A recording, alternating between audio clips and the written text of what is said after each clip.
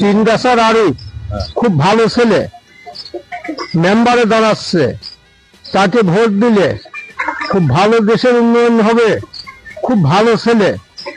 হ্যাঁ, সে দেশের উন্নয়ন করবে।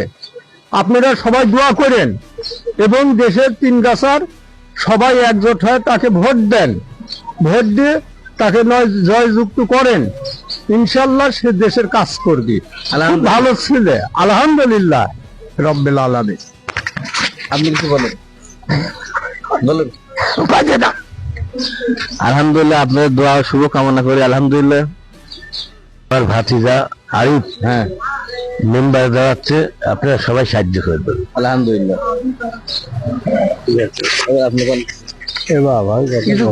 কথা করতে আমার ভাতিজা মেম্বারে দাঁড়াচ্ছে, আপনারা সকলেই দোয়া করেন।